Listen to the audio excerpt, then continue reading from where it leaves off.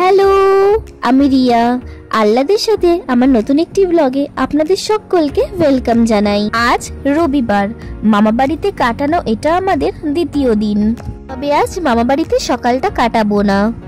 বেশ অনেক বছর হয়ে গেছে বাবার কাছে পুজো দেওয়া হয়নি। বাবাকে সেটা তো বুঝেই গেছেন, তারকেশ্বরে আসবো আর বাবা তারকনাথের মাথায় জল ঢালবো না তা কি করে হয়।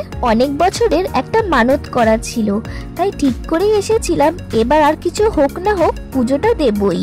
রাস্তাগুলো তো আপনারা মামা বাড়ির পর্ব একে দেখিয়ে নিয়েছেন। মন্দিরে পুজো দিতে আমরা তিনজন শুধু যাচ্ছি না, পর্ব 2-এ যে দিদার কথা বলেছিলাম সেও যাচ্ছে আমাদের সাথে। তবে সে একা না, তার 2 মেয়েও এসেছে। ব্লগের ফাঁকে ফাঁকে তাদেরকেও আপনারা দেখতে পাবেন। অনেক বছর পর এলাম এই মন্দিরে। টুকটাক একটু পরিবর্তন হলেও খুব একটা আলাদা লাগছে না। মনে হচ্ছে এবার অন্য গেট থেকে ঢুকেছি।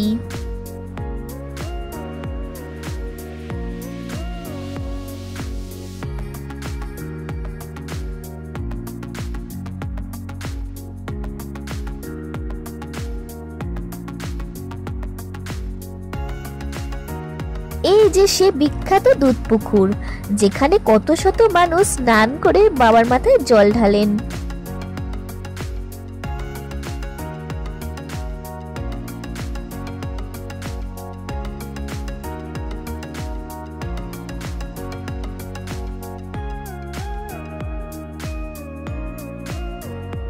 আমরা যেহেতু স্নান করে এসেছি তাই এখানে আর স্নান করলাম না, মাথায় একটু জল নিয়ে নিলাম শুধু।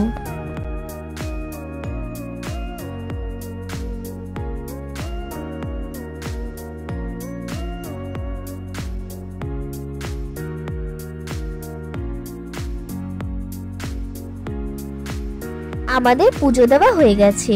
সকাল সকাল এসেছিলাম তো বেশি ভিড় পাইনি, তাই তাড়াতাড়ি ভালোই ভালোই পুজোটা দেওয়া হয়ে গেল। তারকেশ্বর মন্দিরে কি করে আসতে হয় সেটা আশা করি আপনারা সবাই জানেন। তবে যেটা বলাটা জরুরি, যাতে আগামী দিনে যারা আসছেন তাদের সুবিধা হয়, তা হলো রবিবার ও সোমবার আপনারা পুজো দিতে আসলে ডাইরেক্ট বাবার মাথায় জল ঢালতে পারবেন না। একটা ওই পাইপের মাধ্যমে জল বাবার মাথায় পৌঁছে যাবে। এই 2 দিন বাদ দিয়ে এলে ডাইরেক্ট বাবার মাথায় জল ঢালতে পারবেন।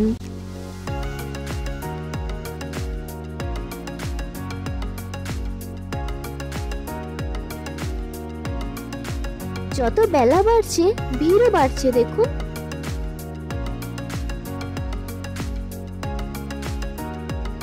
মন্দিরে বিয়ে হতে শুনেছি, তবে কোনোদিন নিজের চোখে দেখিনি। আজকে সেটাও দেখে নিলাম। এখানে একটু জল খাবার খেয়ে নিয়ে যাব আরেক জায়গায়। এই আচারগুলো দেখুন, সামনে এত রকমের আচার দেখলে নিজেকে সামলানোটা খুব মুশকিল, তাই একটু সামনে এসেছি, দেখে মনে স্বাদটা মেটাই। না, আর সময় নষ্ট করব না এখানে। ওই যে বললাম এক জায়গায় যাব, চলুন বেরিয়ে পড়ি সেখানের উদ্দেশ্যে। উঠে পড়েছি এখন ট্রেনে। একটু আগে আপনাদের বললাম না আরেক জায়গায় যাব, সেখানেই যাচ্ছি। থাম্বনেল দেখে বুঝেছেন, তাও বলি। আমরা যাচ্ছি শ্রী শ্রী রামকৃষ্ণ দেবের জন্মস্থান কামারপুকুরে। তারকেশ্বর থেকে 3টে স্টেশন পরেই পৌঁছে যাব গোঘাটে। ওই দেখুন, যে নদীটা দেখছেন তা হলো দ্বারকেশ্বর নদী। না না, আমি জানি তা না, মামা বলেছিল এই নদীটা যাওয়ার পথে পড়বে। জানেন, আরো 2টো নদী পড়েছিল, শুট করার আগেই বেরিয়ে গেল। দেখি আসার সময় আপনাদের দেখানো ট্রাই করব।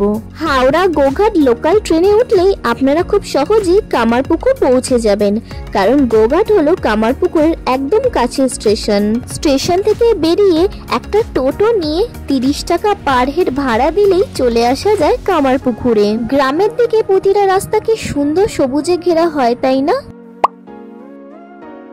অনেকদিন পর এখানে 2তলা মাটির বাড়ি দেখলাম, জানেন।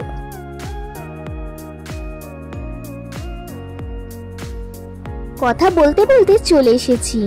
ওই দেখুন গেটটা দেখা যাচ্ছে, চলুন ভেতরে ঢোকা যাক।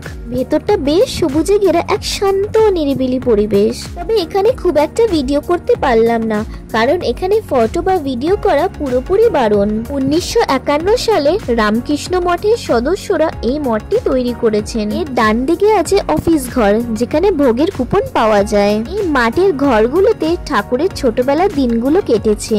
ঘরগুলো সেই পুরোনো দিনের কুড়ে ঘরের মতন দেখতে।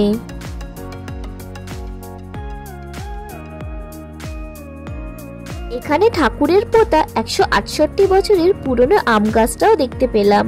ঘরগুলোর পিছনে ছিল ঠাকুরের বাবার প্রতিষ্ঠা করা তাদের কুলদেবতা রঘুনাথের মন্দির। মন্দিরের ছবিটা আমি স্ক্রিনের সাইডে দিয়ে দিলাম।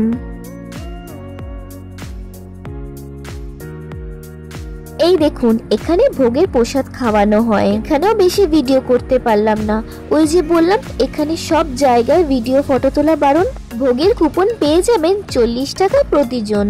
ভোগ খাওয়ার পর একটা টোটো ধরে স্টেশনের দিকে চললাম। সেই সকালে বেরিয়েছি পুজো দিতে, যা গরম পড়েছে, কতক্ষণে বাড়ি যাব সেটাই ভাবছি।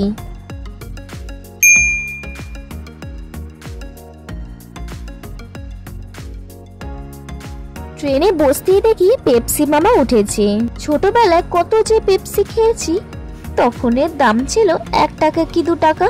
এতদিন পর পেপসি দেখে আর লোভ সামলাতে পারলাম না।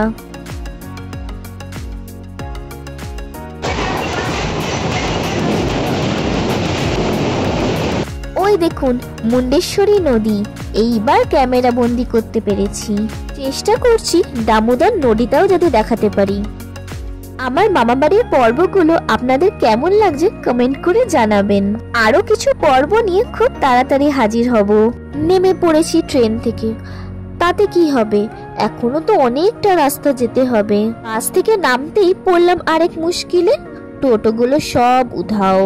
এই গরমের দুপুরে সবাই ভাত ঘুম দিতে পালিয়েছে। শেষে দাদাভাইয়ের ওড়না মাথায় দিয়ে বাড়ি ফিরতে হচ্ছে। তো চলুন আজকের মতো আসি, দেখা হবে আবারও অন্য ব্লগে। আপনারা সকলে খুব ভালো থাকবেন। বাই।